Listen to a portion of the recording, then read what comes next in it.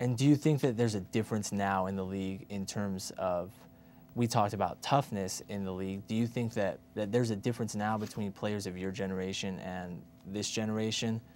I think so. I think there's a big difference. I think that, you know, you could probably say that as salaries go up, people become more prima donnas or divas, if you want to say that, and they're kind of allowed to do that because the owners have so much invested in these athletes now. I mean, what are some of the contracts that are out in the NFL? I mean, and in baseball, these guys are making, you know, $50 million a year. $50 million a year? It's $2 million a month. That's a lot of money. And when they're not performing, they're not earning their money. And if I think the owners and the trainers, the whole collective organization that takes care of these players wants to make sure that they're 100% all the time, and they don't want something to happen to them that's going to come back and bite them later in the season if they put them back on the field too early. When I was playing, we just played hurt. It was a pride thing. You just played. If you could walk, you played. And they said, you know, you can't make the club in the tub, but I think you can now. How many injuries did you have during your playing days? We don't have time on this show. What were some of the major ones? I don't know, 4 or 5 knee reconstructions, broken wrist, broken thumb, broken ankle. The reason I had to retire is they had to take a couple of discs out of my neck, so that was probably the most major one.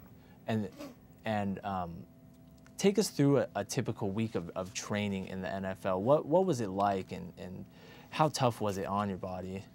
I think the toughest part, it wasn't so much the season, it was training camp. And that's the way that I mean, when I got drafted, it was so different because we had the mini camps for the rookies, and I think we had 90 rookies in camp. There's a limit now. And then after the rookies had their mini camp, they'd bring the vets in for a couple days, and then it'd be a big mishmash of people. Then training camp was 7 weeks long, a week of rookie training camp where it was twice a day, full go, relentless. I mean, it was on. And then the vets would come in, and it was 6 weeks of training camp, double sessions with 4 preseason games, all in pads, all full go. And that, I think, that every training camp that you would go through in that era would probably take 3 or 4 years off your career. The season was nothing. Training camp is what was tough. And then Bill Walsh came in for the Niners and decided, you know what, maybe we should back off. And that's when they had their dynasty. They would go through training camp in shorts and helmets, and they were fresh halfway through the season, where we were beat up.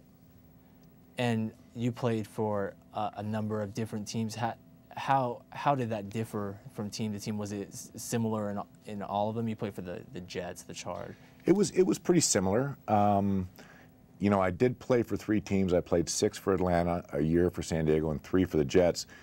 My head coach that drafted me in Atlanta went to San Diego and brought me with him, so it was identical. And then when I went to New York, the coach was Bruce Coslet, and my position coach brought me to New York. So the continuity as far as difficulty of training camp was about the same for me.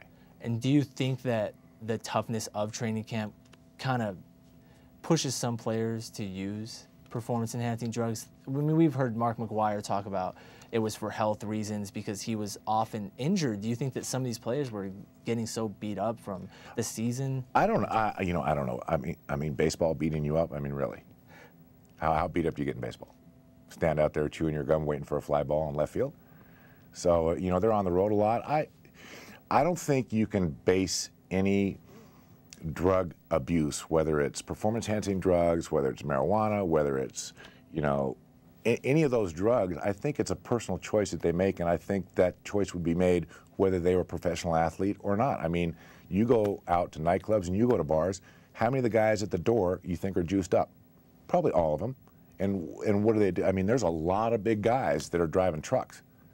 So why do they do it? I mean, and, you know, they're not making $25 million a year, and they do it anyway. So I think that a lot of athletes don't get a fair shake when it comes to being judged for what they do and they don't do, because unless you walk a mile in their shoes, you have no idea. So do you think that more attention should be paid to the steroid dealers out in the world, in the real world. I mean, do we pay enough attention to that? Do we? I think what should be paid attention to is the player's health.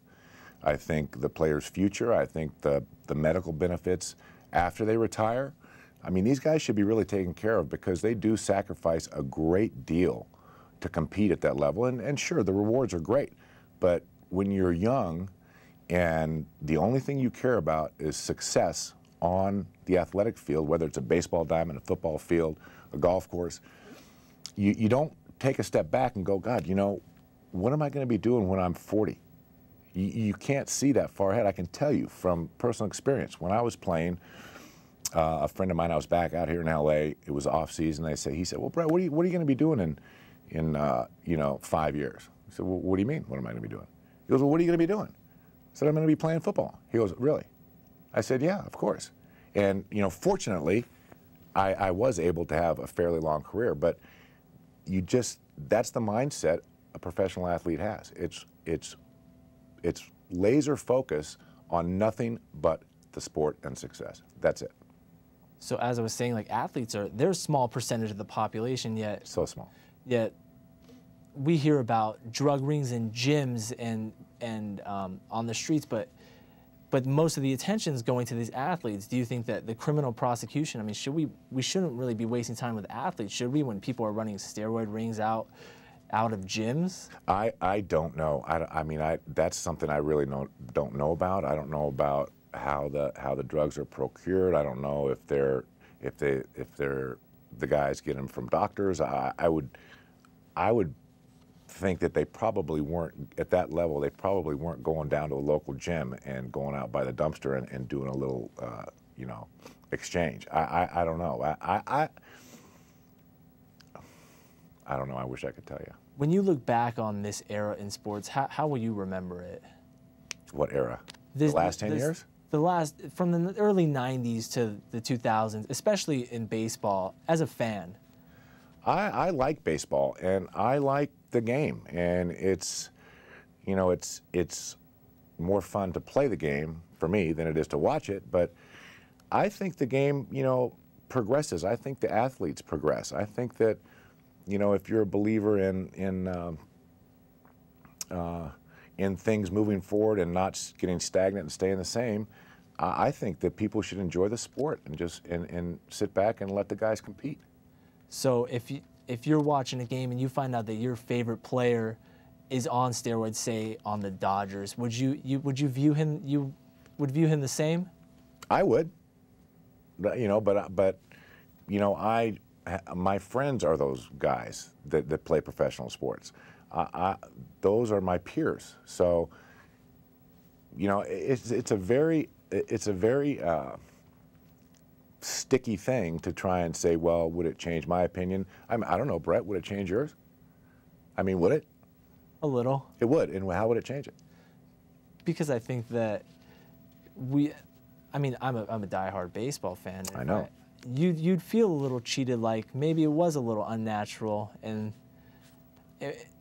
I guess it is, since we idolize them so much that we look at them like superheroes, and they are. And when we find out something that is perceived as negative, it feels like they let you down almost. And I'm not saying that that's a fair thing. I'm just.